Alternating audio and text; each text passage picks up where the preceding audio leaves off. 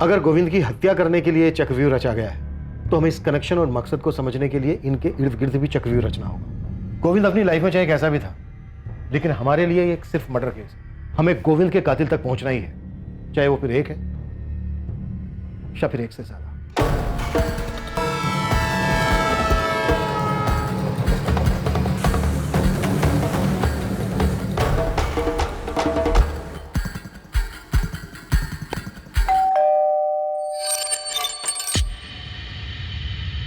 जी कहिए। सोनाली बेचारे आपकी बेटी है? हाँ, पर क्या बात है? बुलाइए उसे। अभी कॉलेज में हूँ, लेक्चर्स है मेरे। 3-3:30 बजे खत्म होगा, उसके बाद जहाँ कहेंगे वहाँ आ सकती हूँ। ठीक है, 3:45 तक पहुँच जाना। तुम्हारे कॉलेज के पास ही है कस्तूरी मार्ग पुलिस स्टेशन। 15 मिनट काफ़ी। 4 भी बज सकते हैं, फिक्स टाइम नहीं बता सकती। जैसे ही कॉलेज खत्म होगा वैसे ही आ जाऊंगी। आपकी बेटी हमेशा ही गुस्से में रहती है। उसके पापा की डेथ का बहुत गहरा असर हुआ है, वो ये सब भूल नहीं पा रही है। इसीलिए उसने गोविंद देसाई से बदला लिया, उसे मरवा के।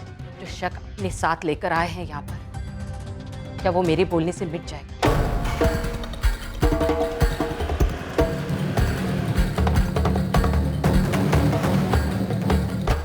स्टेला थॉमस या स्टेला गौरी थॉमस, जो भी नाम है तुम्हारा, तुमसे मैं सिर्फ एक सवाल करूं, और अगर इस सवाल का जवाब मुझे अच्छा नहीं लगा ना, तो अगला सवाल तुमसे नहीं, तुम्हारी बेटी जेनी से।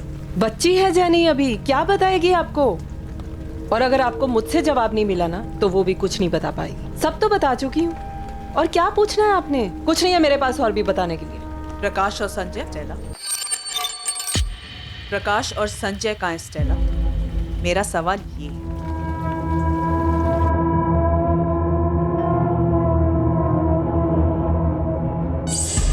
वहीनी ने इसलिए बुलाया था क्योंकि मैं गोविंद भाऊ का काम जानता हूँ। उन्हें हेल्प चाहिए थी काम संभालने के लिए। और पायल को? तुम दोनों के रिलेशनशिप के लिए भी मान गई वो? कोई रिलेशनशिप नहीं है, हम सिर्फ दोस्त हैं। गोविंद ने तुझे काम से इसीलिए निकाला था ना क्योंकि उसे पता चल गया था तेरे और पायल के बारे में। सर, ये आपकी मनगढ़ंत कहानियां हैं, असलियत में ऐसा कुछ भी नहीं था। सुजाता जी, क्या आपकी बेटी और आपके पति के पुराने वर्कर लक्ष्मण के बीच में कुछ था? कैसी बेतुकी बातें कर रहे हैं आप? सीधे मुद्दे पे आइए ना, क्या पूछना चाहते हैं आप? आपके पति के मर्डर के बारे में बात करनी। तो सीधे उसी पे आइए ना। मेरी बेटी का क्या ताल्लुक है? जब तक हमें अक्यूज मिल नहीं जाता, कोई भी हमारे शक के दायरे से बाहर नहीं। कुछ नहीं है मेरी बेटी और उस लक्ष्मण के बीच में। अब आप सोचेंगे मेरे और लक्ष्मण के बीच कुछ है। देखिए इंस्पेक्टर, आपको जो भी पूछना है ना, सीधे सीधे पूछिए। मैंने ना सिर्फ अपना पति खोया है, बल्कि अब इस बात का भी एहसास हो रहा है कि मैं एक ऐसे पति के साथ रह रही थी जिसकी हमारे अलावा भी एक अलग जिंदगी थी, जिसके बारे में मुझे पता भी नहीं। अब पता है तो सिर्फ इतना कि मुझे मेरी बेटी और काम दोनों को संभालना है। चलिए सीधा मुद्दे पे आते हैं। क्या आपकी बेटी ने लक्ष्मण की मदद से आपके पति की हत्या करवाई? मैंने आपसे कहा ना कि नहीं जानती मैं, और मैं ये भी नहीं जानती कि आप लोगों को ऐसा क्यों लगता है। अगर आपको लगता है तो आप पता कराइए ना। मैं अपनी बेटी से ऐसे सवाल नहीं पूछने वाली। क्यों? डर है आपको?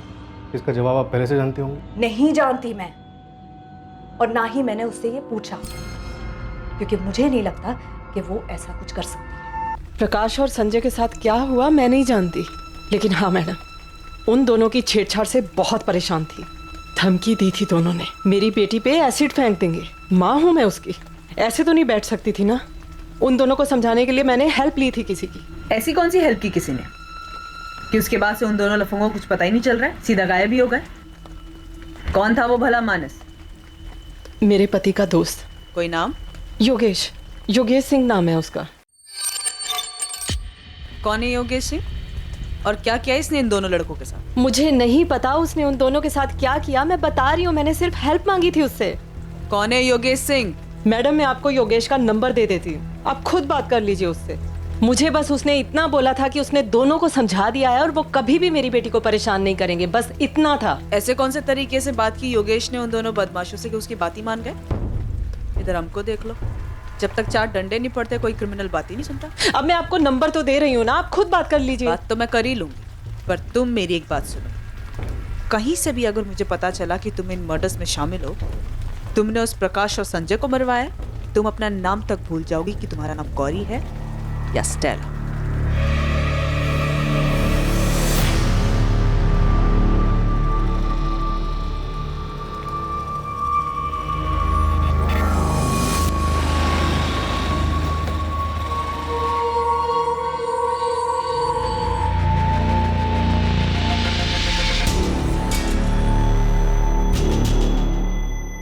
सोनाली बेचारे को तू जानता था, ये बात तूने हमसे पहले क्यों नहीं बताई? सर याद नहीं था, ऐसे बहुत सारे लोगों को जानता हूं मैं। सर 6 महीने में गोविंद भाऊ के घर एक ही बार गया हूं, गोविंद भाऊ की मौत के बाद सर। मर्डर बोल लक्ष्मण, मर्डर। हाँ सर, मर्डर के बाद गया भी था सर वहां पे तो उस फैमिली से मिलने के लिए, क्योंकि बस फैमिली को जानता हूं सर। सर मैंने आपको बोला ना किसी लेनदार का काम है। सर आप किसी लेनदार का कॉलर पकड़िए ना सर। आपने भी वो सुपारी वाला पकड़ा ना सर, रतन देशमानी। सर ऐसे अगर आप किसी लेनदार को पकड़ेंगे ना तो आपको मर्डर भी मिल जाएगा। सर 3 साल पहले मैं उनके यहाँ काम करने गया था, तभी मेरी पायल से दोस्ती हो गई थी।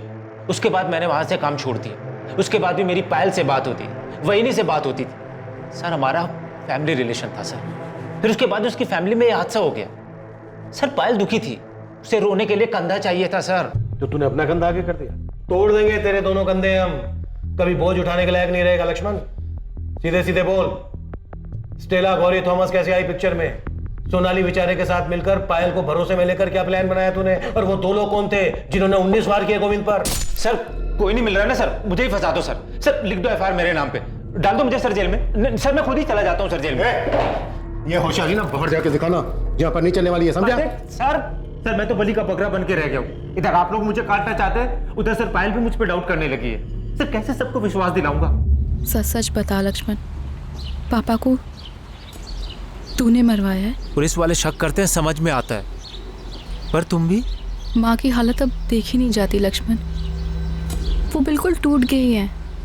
लोग पापा के बारे में पता नहीं क्या क्या बातें कर रहे हैं, बहुत तकलीफ होती है उन्हें, और हम सोच भी नहीं सकते कि उन्होंने क्या क्या झेला है। लोग जो बातें कर रहे हैं ना, सब सच है। और एक सच ये भी है, मैंने सोनाली के फादर को धमकी दी थी। देख लक्ष्मण, थोड़ी हेल्प कर दे, मैं बहुत परेशानी में हूँ। देख थोड़ा समझ के एडजस्ट कर देना। हाँ? मैंने कभी सोचा भी नहीं था कि जिस घर के लिए मैं पैसे लगा रहा हूँ उसका बिल्डर वो पैसे लेके भाग जाएगा। अब आपने गलत जगह दांव खेला, मेरी प्रॉब्लम नहीं है। अगर इस बार पैसे नहीं आए ना तो आपका नंबर जाएगा सीधा वसूली एजेंट के पास। आपको पता है ना कैसे वसूल करते हैं? सीधा आपके घर आएंगे, और आपको पता है उनके तौर तरीके कैसे होते हैं। लक्ष्मण ऐसा मत कर, मेरी बात सुन। देख मैं फैमिली वाला आदमी हूँ, एक बेटी है मेरी घर में। ये सब मुझको मत बताओ भाव, इसमें मेरा कोई इंटरेस्ट नहीं है। मेरा काम है कलेक्शन करना। अगर मेरे रजिस्टर में आपकी एंट्री नहीं हुई ना तो आपकी रिपोर्ट जाएगी सीधा गोविंद भाऊ के पास, और वो क्या करेंगे ये मैं नहीं जानता। विनोद भाव ने सुसाइड किया ये सुनकर हिल गया था मैं। 2-4 दिन तक तो मुझे नींद ही नहीं आई। उसका चेहरा मेरे सामने रहता था। अकेले में तो ये सोचने लगा था कि भाई उनकी मौत का जिम्मेदार आप बताइए, गोविंद भाऊ को कैसे मार सकता? कमाल का इमोशनल खिलाड़ी है तू। प्लान में शामिल करने के लिए सोनाली को भी ऐसे ही तैयार किया था क्या? हेलो। सुन पायल, मेरी पूछताछ हो गई, मैंने अंदर सोनाली को देखा। अब तेरा नंबर आएगा, तैयार है। लक्ष्मण कुछ बता, मुझसे क्या पूछेंगे? शांत रहे, मैं अभी ऑफिस जा रहा हूँ, उसके बाद आके तुझसे मिलता हूँ, सब बताता हूँ।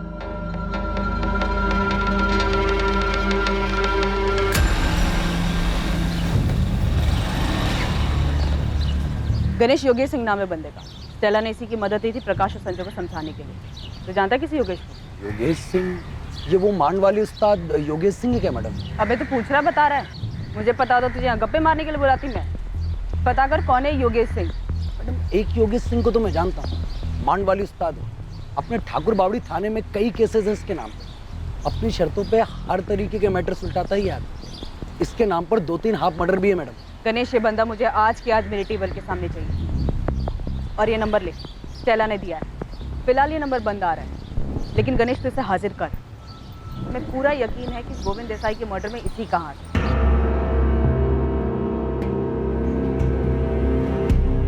और कितना वेट करना होगा सर? 4 बजे बोला था टाइम पर आप, 4:45 हो रहा। टाइम वेस्ट करने के लिए आपके पास होगा, लेकिन मेरे पास इतना टाइम नहीं है। अंदर आ जाओ, केबिन में बात करो। आ जाओ, बैठो सोनाली। ऑलरेडी 45 मिनट से बैठी ही थी। जो पूछना है जल्दी पूछिए। काफी गुस्से में रहती हो तुम। तुम्हारे प्रोफेसर निरंजन वैद्य ने हमें बताया कि कोई फ्रस्ट्रेशन है तुम्हारे। सही कहा ना? आप इसे सिर्फ फ्रस्ट्रेशन नहीं बोल सकते। मैं सिर्फ इतना कह सकता हूँ कि वो बहुत ही सेंसिटिव लड़की है। क्या उसने कभी किसी मर्डर की बात की? आर्ग्यूमेंट्स की थी गोविंद देसाई के मर्डर के केस के बारे में। वो अखबार के कुछ क्लिपिंग्स भी लेकर आई। देखो सोनाली, हम समझ सकते हैं तुम्हारे फादर के साथ जो हुआ वो अनफॉर्चुनेट था। मर्डर था सर, वो कोई दुर्भाग्य नहीं था। पहले से तय की गई हत्या थी।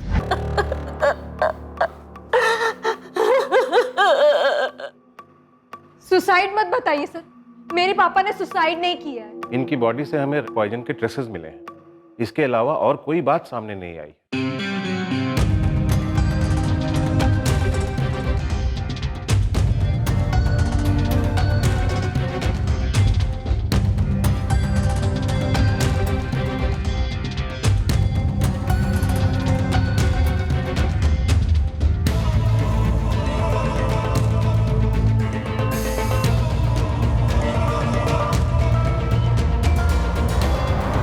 देशमुख सर मर्डर है ये, मजबूर किया जा रहा था उन्हें। गोविंद देसाई ने सुसाइड करने के अलावा और कोई रास्ता नहीं छोड़ा था उनके सामने। जो हमें पता चला है उसके हिसाब से तुम्हारे पापा ने लोन लिया था जिसे वो वापस नहीं कर पा रहे थे और उन्होंने ये कदम उठाया। और आपको ये नहीं पता चला कि उनको पैसों के लिए सताया जा रहा था, परेशान किया जा रहा था? सर, सुसाइड करने के लिए मजबूर किया जा रहा था उन्हें। ये बात सिर्फ तुम कह रही हो सोनाली, इसका कोई प्रूफ नहीं है, न तुम्हारे पास न मेरे पास।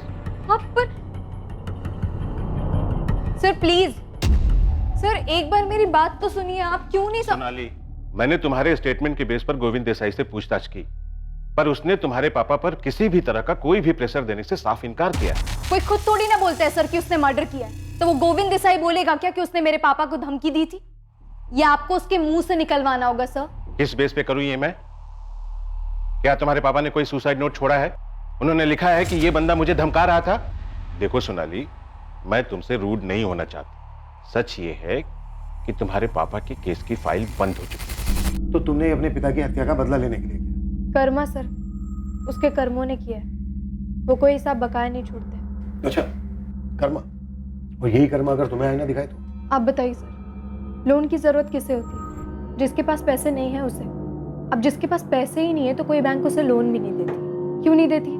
डर होता है कि वो पैसे वापस कर भी पाएगा या नहीं। फिर ऐसे आदमी गोविंद देसाई जैसे ब्याजखोरों के पास जाते हैं जो उसका खून चूस लेते हैं। बैंक इन जरूरतमंद लोगों को लोन नहीं देती है, बल्कि वो तो उन्हें पैसे बांटती है जिनके अकाउंट में पहले से ही लाखों करोड़ों पड़े हुए हैं। आम आदमी का प्रपोजल फेंक दिया जाता है, पर अमीरों के प्रपोजल पर जी खोल कर लुटाया जाता है। कभी प्लेन खरीदने के लिए पैसे दिए जाते हैं तो कभी बिजनेस के लिए, इंफ्रास्ट्रक्चर लीज पर लेने के लिए। पर असल में क्या होता है? उनका सारा बिजनेस ठप हो जाता है और सारे पैसे छूमंतर। जब तक ये बात किसी को पता चलती है तब तक वो अमीर लोग अपने रईसी के दम पर किसी और कंट्री का सिटीजनशिप ले चुके होते हैं। कानून और सरकार दोनों की पहुंच से दूर हो जाते हैं। कभी पकड़े भी गए तो सारी सुविधाएं दी जाती हैं उनको जेल में, लेकिन आम आदमी को मिलती है सिर्फ धमकियां, डर और जिल्लत। मेरे पापा को भी मिली, इतना सताया गया कि उनको जान देना आसान लगा। क्या ये हत्या नहीं थी? सोनाली, मैं तुम्हारा प्रोफेसर नहीं और ना ही कोई अर्थशास्त्री जो तुमसे बहस करूं इस बारे में। गोविंद देसाई की मर्डर के लिए पूछताछ हो रही है और हमें पूरा यकीन है तुम्ही ने करवाया। तो फिर इस पूछताछ के लिए आपने तैयारी भी की होगी, फोन रिकॉर्ड्स निकलवाए? तो यहाँ तक तैयारी की थी तुमने कि फोन में कुछ नहीं मिलेगा? ये आपका काम है, आप पता करिए, मैं थोड़ी ना कुछ बताऊंगी। क्या करेंगे? धमकी देंगे, 3rd डिग्री यूज करेंगे? सोनाली, कौन था तुम्हारे साथ? स्टेला गौरी थॉमस या फिर तुम्हारे पापा को धमकी देने वाला गोविंद का एक्स एम्प्लॉई लक्ष्मण दियोदर? किसका इस्तेमाल किया तुमने? और गोविंद पर 19 बार चाकू घोंपने वाले वो 2 लोग कौन थे?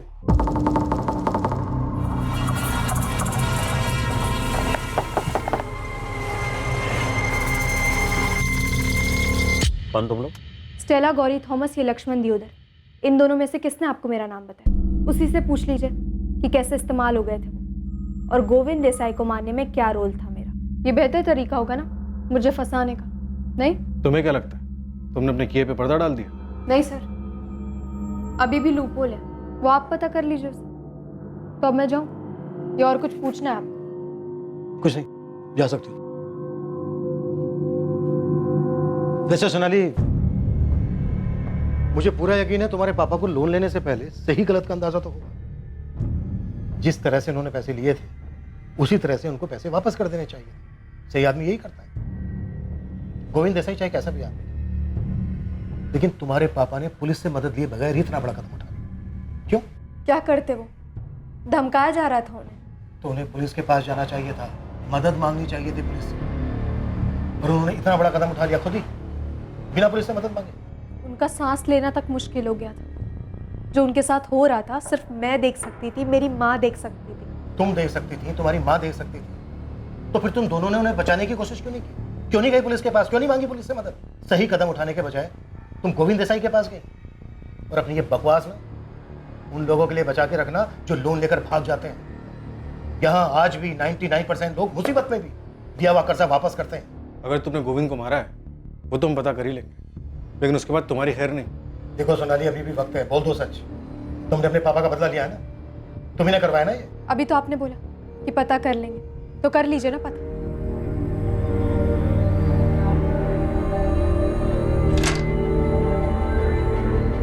सोनाली, सोनाली, सोनाली, क्या हुआ बेटा?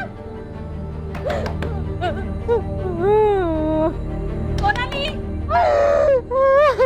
दरवाजा खोलो। सोनाली बेचारे ने पुलिस को जो चैलेंज दिया था उसके फोन रिकॉर्ड्स उससे बिल्कुल उलट थे और उससे कुछ हैरत अंगेज चीजें बाहर आने वाली थी। गोविंद की वाइफ सुजाता और उसके पुराने वर्कर लक्ष्मण के उसका बिजनेस संभालते ही कुछ संदिग्ध चीजें होने लगी थी।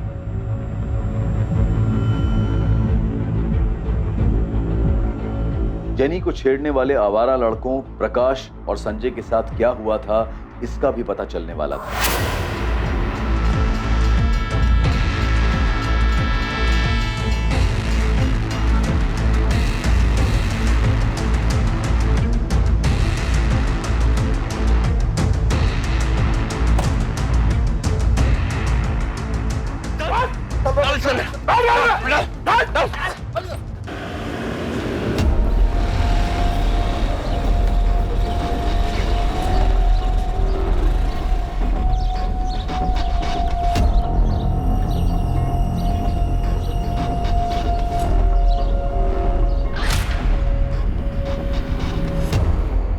नमस्कार मैडम।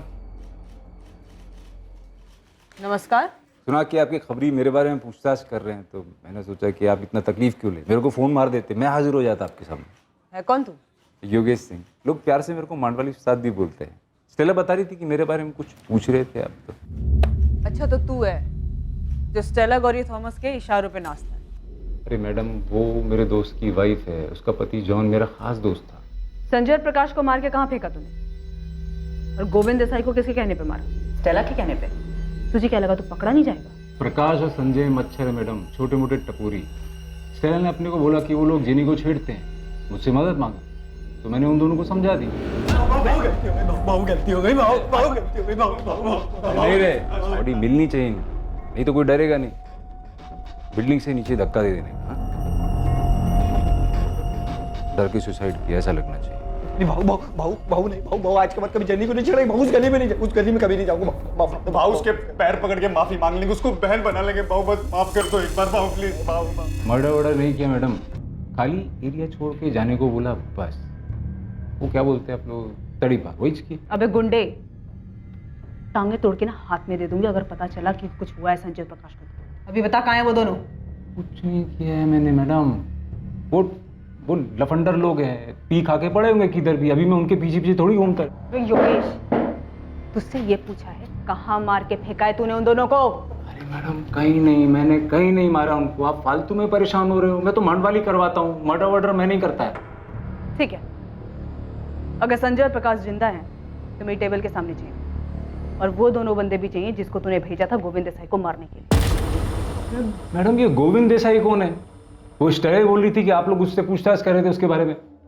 उस बेचारी को क्या मालूम, उसने किसी से लोन लिया, अभी वो वापस लेने से पहले ही चला गया। तो मतलब स्टेला ने सुपारी लोन के पैसे से दी? अरे मैडम उसको क्या जरूरत है ये सब करने की? वो बेचारी अकेली औरत कामकाज करके अपनी बेटी जेनी को पढ़ा रही है। अब ताई को उसको ये बेकार के मर्डर वर्डर के लफड़े में घसीट रहे हो। आपको प्रकाश और संजय को देखने हैं तो मैं एक काम करता हूँ, मैं अपने लोगों को बोलता हूँ कि उन दोनों को पता लगा है। एक हफ्ते का टाइम दो मेरे को, ये दोनों लुखे और गोविंद देसाई का मर्डर करने वाला आपके सामने होंगे। चल ठीक है, दिया तुझे मैंने एक हफ्ता, लेकिन इस पूरे एक हफ्ते सुबह 10 बजे तेरी हाजिरी चाहिए मुझे इस थाने में। आऊंगा ना मैडम, आऊंगा, पर वो स्टेला को ना परेशान नहीं करने का। क्या है, उसकी लाइफ में पहले ही बहुत तकलीफ है। क्या बोला वो? कि स्टेला को परेशान मत करो। अब ये 2 कौड़ी का गुंडे हमें बताएंगे कि हमें क्या करना है और क्या नहीं करना है। सर, गलती करने का एक मौका दिया है उसको। मुझे पूरा डाउट है कि संजय और प्रकाश को उसने मरवा दिया है। इसके पीछे मैंने अपने आदमी लगवाए हैं। सर इसने हड़बड़ाहट में एक भी गलती की तो संजय प्रकाश को गायब करवाने और गोविंद देसाई के मर्डर में इसका कनेक्शन सामने आ जाएगा। स्टेला पर भी नजर है हमारी, वो एक अहम कड़ी है इस केस में। कहीं ऐसा तो नहीं है कि प्रकाश और संजय गोविंद के रिकवरी एजेंट थे? ऐसा तो कुछ सामने नहीं आया सर। गोविंद देसाई के कॉल रिकॉर्ड में भी ऐसा नहीं मिला है और लक्ष्मण भी मना कर रहा है। सर लक्ष्मण और पायल तो लगातार कांटेक्ट में, लेकिन ना इन दोनों का सोनाली के साथ कोई कनेक्शन मिल रहा है और ना इन तीनों का स्टेला गौरी थॉमस के साथ कोई कनेक्शन सामने आ रहा है। सुजाता का कोई कनेक्शन स्टेला गौरी थॉमस के साथ? नहीं सर, लेकिन सोनाली के कॉल रिकॉर्ड्स में एक बात बड़ी अजीब है जो सामने आई।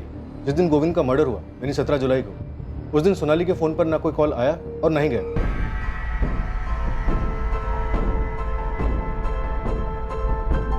माँ मैं जा रही हूँ। ठीक है बेटा।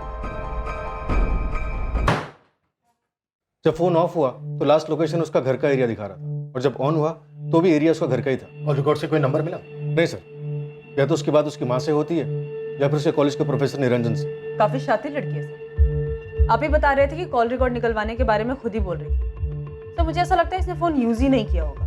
नैना, सोनाली तुम्हारी जिम्मेदारी है, कैसे भी करके लिंक पता करो। देखो दूसरी तरफ लाइन कहाँ जुड़ी है इसमें और किसकी हेल्प ले रही है। जी सर। अंदर आ जाओ सर। हाँ आजा पीटर साहब, ये गोविंद के जाने के बाद उसके धंधे में कोई तो बहुत बड़ा डिस्काउंट स्कीम चल रहा लगता है। क्या चल रहा है बता? उसकी बीवी सुजाता लोगों की लोन माफ कर रही है। उसका पैसा है, करने दे, हो सकता है अपने पति का प्रायश्चित कर रही हो। प्रायश्चित आदमी 5-10 हज़ार रुपये का करता है, ये तो लाखों का लोन माफ कर रही है साहब।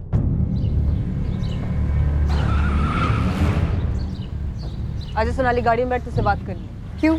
पुलिस वालों ने पिकअप ड्रॉप सर्विस शुरू की है क्या? क्या सर्विस शुरू की है ये मैं बाद में बताती हूँ, फिलहाल गाड़ी में बैठ।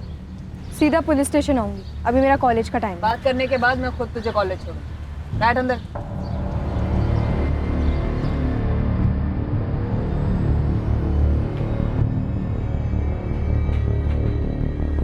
सुना है आप लोगों का कर्जा माफ कर रही है? जी, मेरे पति का पैसा है, अब उसके लिए पुलिस की परमिशन तो नहीं चाहिए ना? नहीं, परमिशन की जरूरत तो नहीं है, लेकिन इस बात का ख्याल अभी आया या पहले से डिसाइडेड था कि आपके पति के मर्डर के बाद? मेरी बेटी के बारे में आप पहले भी पूछ चुके हैं और मैं आपको बता चुकी हूँ।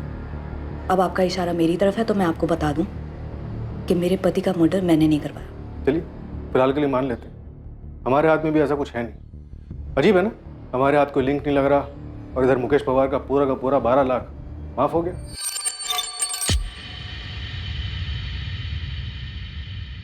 जी माफ कर दिया, और कई लोग हैं जिनका माफ करूंगी।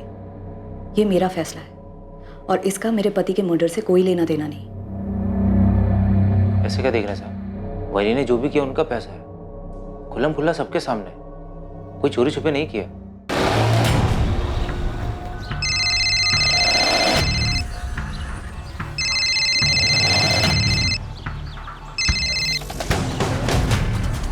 जी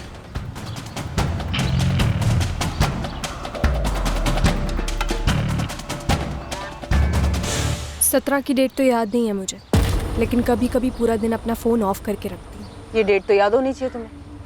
17 तारीख को गोविंद देसाई का मर्डर हुआ था। ये डेट याद है मुझे और हमेशा याद रहेगी, बस फ़ोन ऑफ किया था या नहीं ये याद नहीं है मुझे। अगर डेट याद है तो फिर जगह भी याद होनी चाहिए कि कहाँ गई थी तुम।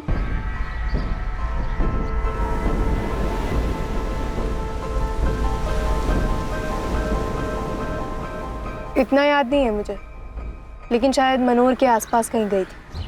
खुद के लिए वक्त निकाल कर हमेशा जाती हूँ। सोनाली, तुमने गोविंद देसाई को मारने के लिए किसी को हायर किया था? मैम मैंने नहीं किया है। आप चाहो तो अपने और लोगों को मेरे पीछे लगवाकर मेरे बारे में पता लगा सकते हो कि मैं कहाँ जाती हूँ, क्या करती हूँ, किससे बातें करती हूँ, क्या बातें करती हूँ। लेकिन आपको मेरे मुंह से सुनने के लिए ऐसा कुछ नहीं मिलेगा जिससे ये साबित हो कि मैंने किया है।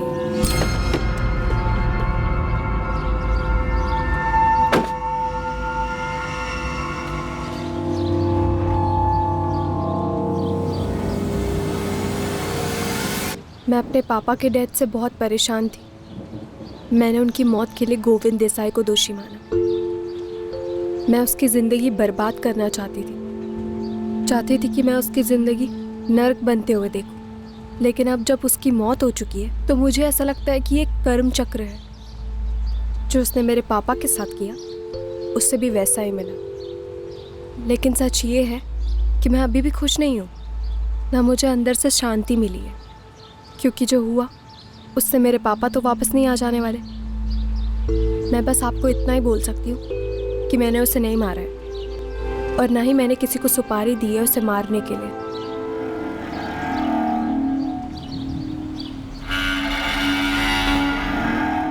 जैसा कि योगेश सिंह ने कहा था, एक हफ्ते बाद जेनी को परेशान करने वाले दोनों लड़के संजय और प्रकाश सामने आए और पुलिस को बताया कि वो जिंदा हैं। थे कहाँ तुम दोनों? मैडम, हम दोनों चुपचाप यहाँ से चले गए थे प्रकाश के मामा के यहाँ बदलापुर में, और अब तक वहीं थे मैडम हम। मैम, वो जेनी को नहीं छेड़ना चाहिए था, गलती हो गई थी, लेकिन उसके बाद जो हुआ तो हम डर गए थे मैम, तो यहाँ से भाग गए। सर, संजय और प्रकाश हमारे पास है। मुझे ऐसा लगता है कि वो दोनों इस साजिश में शामिल हैं। हमें अब तक ना इस केस का मास्टरमाइंड मिल रहा है, ना ही वो दो लोग मिल रहे हैं जिन्होंने गोविंद देसाई को मारा है। तो शायद इसलिए क्योंकि इससे पहले संजय और प्रकाश हमारे सामने नहीं थे, हमारा शक कभी उन दोनों पे नहीं गया। अभी तक हम बस यही सोचते रहे कि स्टेला गौरी थॉमस ने योगेश की मदद से इन दोनों लड़कों को रास्ते से हटाया, पर योगेश ने उन्हें जिंदा छोड़ दिया। नैना, तुम्हारे कहने का मतलब ये है कि प्रकाश और संजय ने अपनी जान बचाने के बदले में गोविंद की जान ली? हो सकता है सर। ठीक है, नहीं मारेगा मैं जान से तुम दोनों, लेकिन मेरी एक शर्त है। सर, जेनी ने 6 महीने पहले संजय और प्रकाश के बारे में अपनी माँ स्टेला को बताया और स्टेला ने ये बात योगेश को बताई। उसके बाद से ये दोनों लफंगे लड़के गायब हो गए। अब जो बात हमें स्टेला ने बताई उसके हिसाब से इन दोनों लड़कों के गायब होने के 2 महीने बाद वो गोविंद से मिले ट्रेन में, मतलब अभी से लगभग 4 महीने पहले। अब स्टेला का गोविंद के साथ ट्रेन में यूं अचानक मिलना सर इत्तेफाक नहीं लगता है, ये एक प्लान है। ये स्टेला झूठ बोल रही है, ये पक्का इस केस में इन्वॉल्व है। तुम कह रहे हो कि स्टेला ने खुद को चारे की तरह यूज किया और गोविंद उसके पीछे आया? गोविंद जिस तरह का आदमी था उस हिसाब से तो मैं श्योर हूँ कि गोविंद स्टेला के पास सिर्फ पैसों के लिए नहीं गया होगा। स्टेला ने उसको खुद की भी लालच दी होगी। गोविंद ने अपनी पत्नी से कहा कि वो दमन जा रहा है, लेकिन वो गया नहीं, क्योंकि अचानक से स्टेला का फोन गोविंद को आ गया और स्टेला बहुत अच्छे से जानती थी कि इस इन्विटेशन को गोविंद कभी मना नहीं कर सकता। नहीं गौरी जी, मैं खुद आ जाऊंगा ना वहाँ। वैसे भी 6:30 बजे विरार साइड पर मुझे काम तो है ही, तो फिर उसके बाद आपके यहाँ आ जाऊंगा और कलेक्ट भी कर लूंगा पैसे। ठीक है गोविंद जी, जैसा आपको ठीक।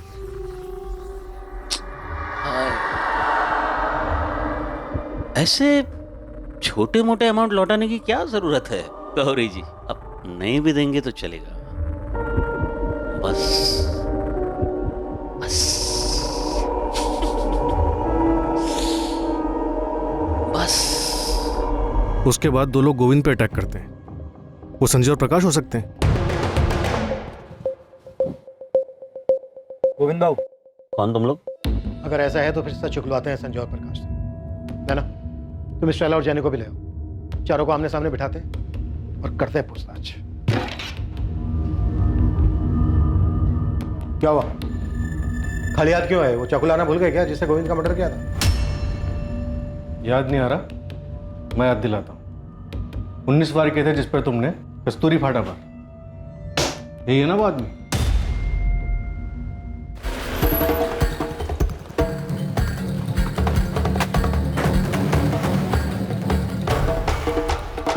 जेनी को हमने स्कूल से उठा लिया है, चलो मिलो उसे। कहाँ ले गए आप लोग उसे? Police station. डरो मत, तुम दोनों से हमें साथ में बात करनी। साहब, हम लोग तो छोटे मोटे काम करते हैं साहब, ये मर्डर केस में हमें मत डालो साहब। सर हम सच बोल रहे हैं सर हम दोनों बदलापुर चले गए थे सर। जेनी को छेड़ने के बाद योगेश सिंह ने इसी शर्त पर छोड़ा था ना, गोविंद की मर्डर करने की। नहीं सर उसकी तो शर्त ही ये थी कि इसके बाद हम इस एरिया में ना दिखे सर। ठीक है, नहीं मारेगा मैं जान से तुम दोनों, लेकिन मेरी एक शर्त है, न पालघर में कभी तुम दोनों दिखोगे, न पालघर के आसपास। धानु, वसई, विरार, पूरा वेस्टर्न लाइन में कहीं नजर नहीं आने चाहिए, समझे? साहब, हम लोग को लगा कि हम कभी वापस नहीं आ पाएंगे, फिर योगेश भाऊ के आदमी लोगों ने कहा कि कस्तूरी मार्ग पुलिस स्टेशन पर हाजिरी देनी है, इसलिए हम यहाँ पर आए साहब। सर हम किसी गोविंद देसाई को भी नहीं जानते सर। खेल खत्म तुम्हारा स्टेला गौरी थॉमस। गोविंद देसाई के कत्ल के जुर्म में अरेस्ट कर रहे हैं हम तुम्हें। तुमने पहले गोविंद को लालच देकर बुलाया हो और उसके बाद जान से मार दिया उसको। हमें जानते हैं कि तुम गोविंद से कभी ट्रेन में मिली ही नहीं थी। जेनी ने भी हमसे सच छुपाया, लेकिन तुम फिक्र मत करो, वो माइनर है, उसके साथ माइनर जैसे ही बर्ताव किया जाएगा। सर मैं सच कह रही हूँ, मैंने किसी का मर्डर नहीं किया। संजय और प्रकाश ने सब कुछ बता दिया है। जिस्मानी लालच देकर बुलाया तुमने गोविंद को वहां पर। मर्डर भले ही तुमने ना किया हो, और शामिल तुम भी हो। सर वो दोनों झूठ बोल रहे हैं, वो लोग दुश्मनी निकाल रहे हैं मेरी मम्मी के साथ। क्यों झूठ बोलेंगे जेनी?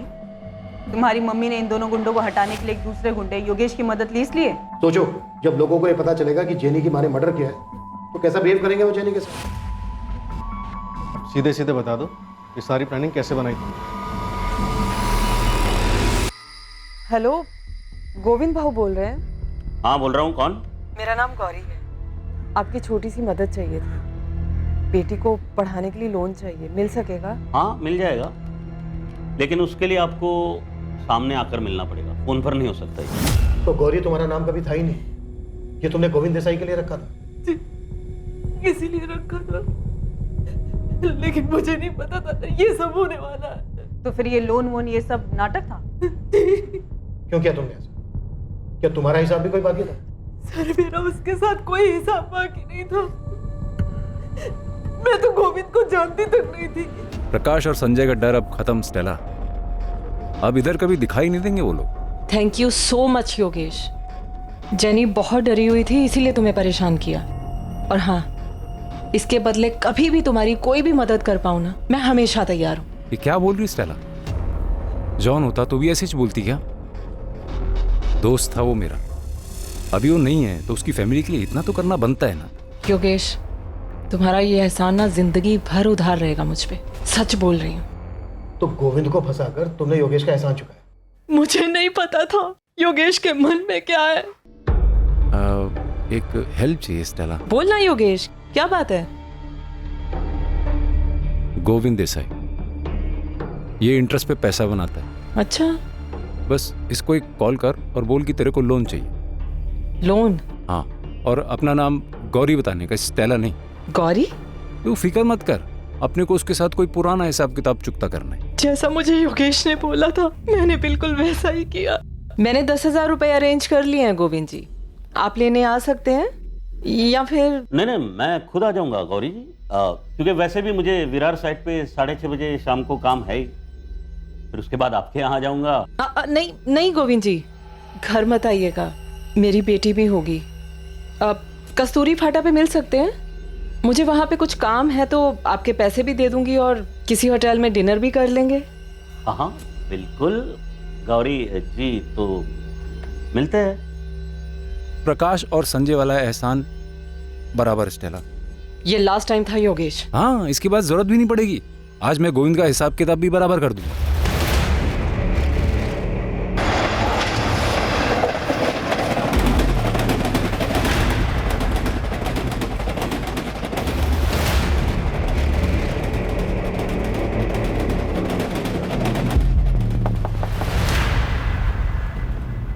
गोविंद भाव। कौन तुम लोग? गौरी जी ने भेजा है, इंतजार कर रही है आपका। बैठ जाओ गाड़ी। गाड़ी की जरूरत नहीं पड़ेगी, पास में ही जाना।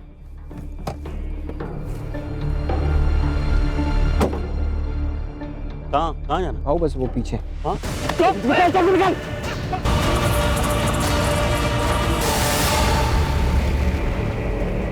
ये तूने क्या किया योगेश?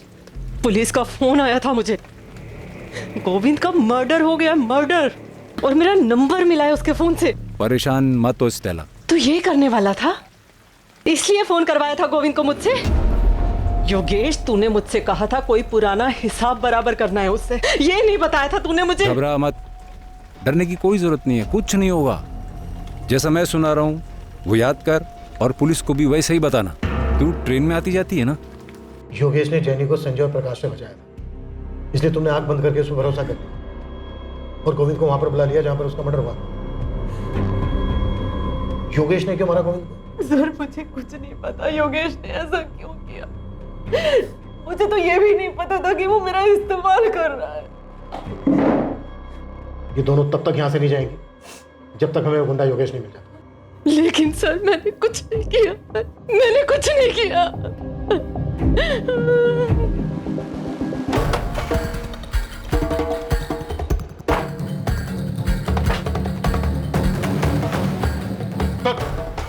अरे साहब अपनी बात हो गई थी ना, वो दोनों बंदे हाजिर भी करवा दिए थे मैंने। अभी क्या? तू हमें बताएगा किससे बात करनी है किससे नहीं? हाँ, तुझे क्या लगा तू बोलेगा तुम स्टेला को छोड़ देंगे? कदम अरे कदम बस बैठ। चलो जा शुरू, टाइम नहीं है मेरे पास, मुझे और भी मैटर सेटल करने हैं। ये दोनों गए थे साहब, जग्गा और बूंटी, गोविंद को मारने। ऐ शाबाश। कदम अरे दोनों को, तीसरे को छोड़ दे। चल बोल, क्या लफड़ा था तेरा गोविंद देसाई के साथ? पैसे लिए थे तूने उससे? पैसे लिए थे साहब, लेकिन उसके नहीं, उसकी सुपारी के पैसे लिए। और वो पान की दुकान कौन सी है जिसने तुझे सुपारी पकड़ाई? मुकेश पवार नाम है उसका। और ये वही है ना जिसका कर्जा माफ हुआ था? हाँ सर, वही है। मांडवारी करवाना है तो बोल, फुल मर्डर का 4 लाख लगेगा। मिल जाएगा 4 लाख। ये आदमी 2 लाख एडवांस लगेगा, पूरा प्लानिंग करना पड़ेगा, सर्किट बैठाना पड़ेगा। कल मिल जाएगा, तो डील पक्का समझो। कल पैसा ला, फिर डील पक्का समझ। स्टेला को यूज क्यों किया? ये तेरा प्लान था? हाँ साहब, मेरे को लग गया था कि गोविंद को चारा डालना ही पड़ेगा, इसलिए मैंने फुल प्रूफ प्लान बनाया। एक विधवा को चारा बनाया तूने, बच गई ना तेरे फुल प्रूफ प्लान की।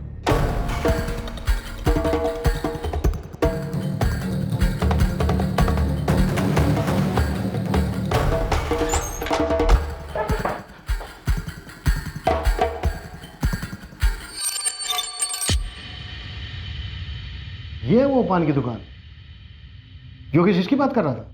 गलत आदमी को तो नहीं उठा लाए हो तुम लोग? सर 12 लाख का लोन लिया था इसने। अबे बोल। मैं अरे क्या मैं लगा रखा है डर मत, मैं तुझे मारने वाला नहीं हूं, नहीं मारूंगा तुझे। तू ये बता कि तुझे चाबी किसने भरी थी?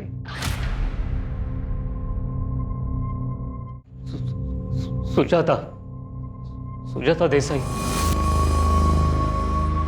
सर, ये सुपारी की दुकान तो घर पे निकली।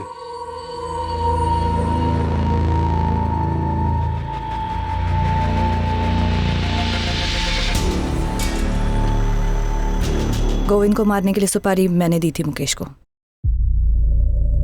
उसके बाद मुझे नहीं मालूम कि कितने लोग थे और किसने उसे मारा। पायल को इसके बारे में कुछ नहीं मालूम था और मैंने ना कुछ बताया।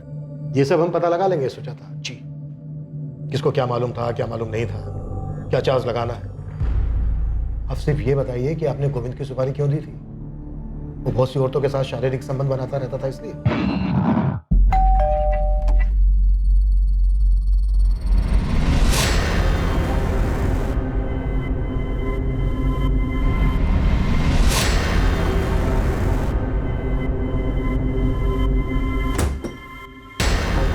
वो पता नहीं कितनी औरतों पर मुंह मारता था, सब देख सकती थी मैं।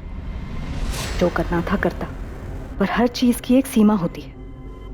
वो लांग दी थी उसने। क्या रे? क्या नहीं दिया मैंने तुझे और पायल को? ब्यूटी पार्लर कर, शॉपिंग कर, जो करना है कर, पर मुझसे सवाल मत कर। अशोक और नरेश सही बोलते हैं, तुम बदल गए हो गोविंद। बदल गया मैं।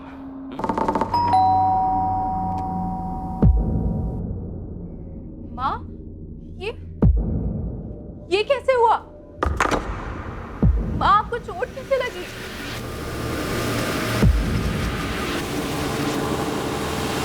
पापा, वहां पर हाथ कैसे उठाया आपने?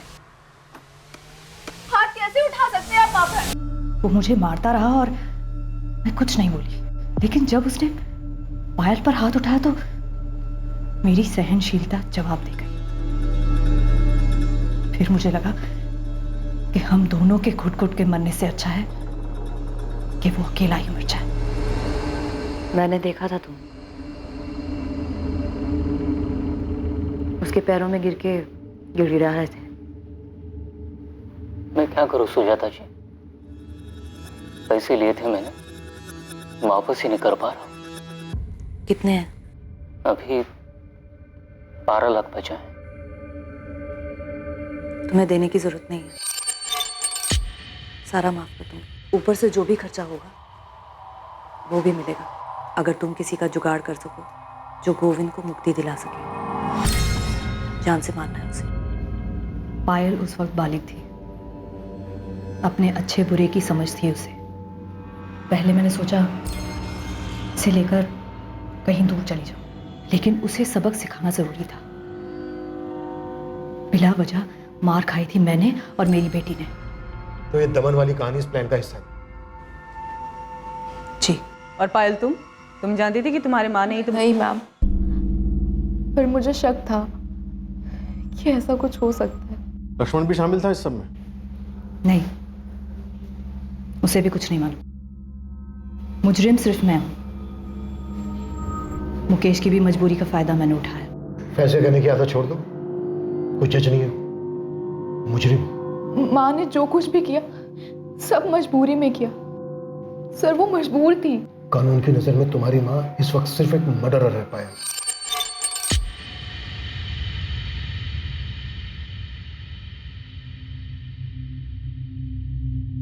पता नहीं पापा ने ऐसा क्यों किया, हमें कुछ बताया तक नहीं। ये तो वही बता सकते हैं। मैं सिर्फ इतना ही बता सकती हूँ बेटा, शांति पाने का एक ही रास्ता है। इस वक्त जो जैसा है उसी में जियो, और जिससे जो लिया है उसे वापस कर दो। Sir I am sorry. आप जैसा कहेंगे मैं वैसे ही करूंगी। कोशिश करूंगी कि खुद को बदल सकूं। सोनाली, एक बात हमेशा याद रखना, सिस्टम में तुम्हें लाख कमियां नजर आएगी, जो कि है भी।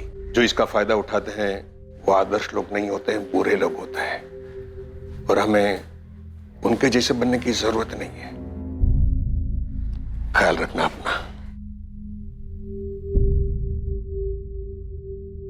स्टेला ने गोविंद को फोन तो किया था, पर ना तो वो हत्या में शामिल थी और ना ही उसे ऐसा होने का आभास था। इस वजह से उसके खिलाफ कोई चार्जेस फाइल नहीं किए गए।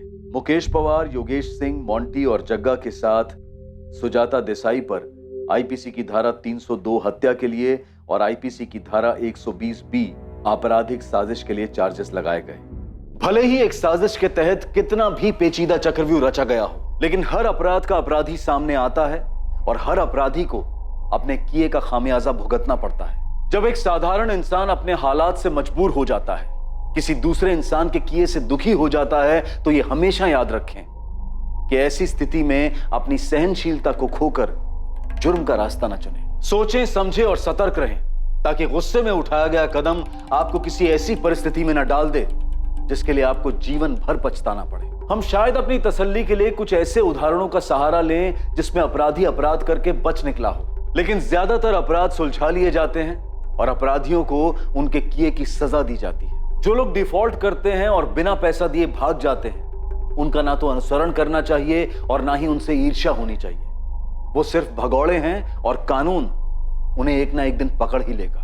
देश के ज्यादातर आम और ईमानदार नागरिक संघर्ष करते हैं और अपना कर्ज चुकाते हैं। अब मैं अनूप सोनी आपसे विदा लेता हूं, फिर मुलाकात होगी एक और नए केस के साथ। और याद रखें, आपके और क्राइम के बीच में सिर्फ इतना फर्क है कि आप कितने सतर्क हैं। सतर्क रहें, सुरक्षित रहें। जय हिंद।